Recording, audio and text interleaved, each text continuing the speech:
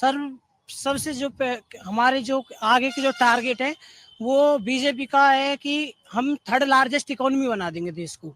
हम स्टार्टअप्स के लिए, पहले आपने कभी नहीं सुना होगा, स्टार्टअप्स के लिए फंड एलोकेट हो रहे थे अलग, हमारे जो क्या करें युवाओं के लिए।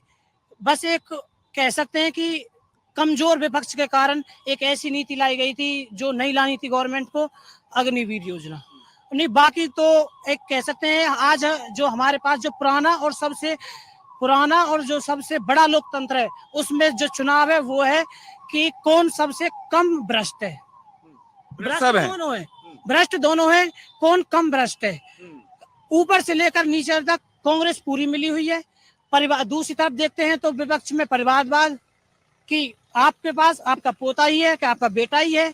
दूसरी तरफ देखते हैं, चलो ऊपर का जो कहते हैं आप जो सिस्टम है हायरार्की है उसमें थोड़ी सी ट्रांसपेरेंसी है, पर जो नीचे के कॉर्पोरेटर्स है, एमएलए है, विधायक है, उनके पास अगर उन्होंने पैसा नहीं कमाया है तो वो फिर जो एरिया है उसमें विकास नहीं करती।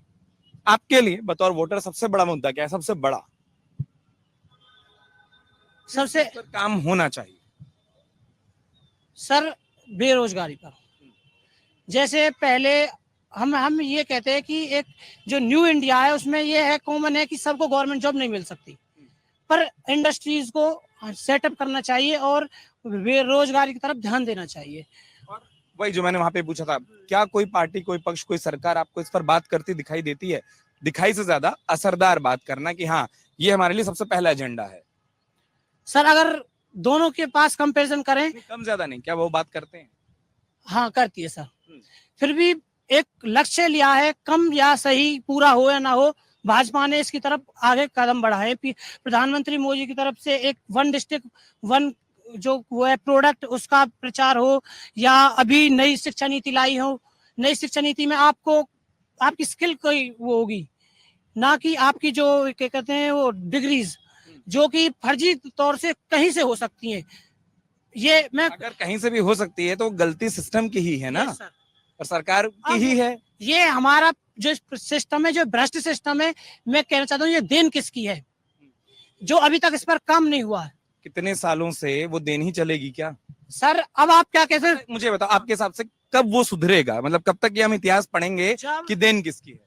सर 2022-23 में जो नई शिक्षा नीति आई है, पहले से गवर्नमेंट अच्छी तरह से फंड करके इसे एलोकेट। ना, ये फर्जी सर्टिफिकेट कब बनने बंद होंगे? फर्जी सर्टिफिकेट जब भी सर जो नई शिक्षा नीति आएगी जब भी होगा। अब आप बताइए कि हमारा इतिहास कहाँ आता है, जो हमारे पूर्वज हैं उनका इतिहास कहाँ। आप एक सचिन सवाल को समझो, मैं क्या पूछ रहा हूँ। फर्जी सर्टिफिकेट शिक्षा नीति से नहीं, अधिकारियों से बनते हैं, वो कब बंद होंगे? सर आप जो सिस्टम है ना, गवर्नमेंट बेशक अभी बीजेपी की है, पर वो सिस्टम अभी भी कांग्रेस और वामपंथी पूछ रहा हूँ, आपके हिसाब से वो कब बदलेगा? कब तक? अभी उसमें पीढ़ी बदलने में टाइम लगेगा सर।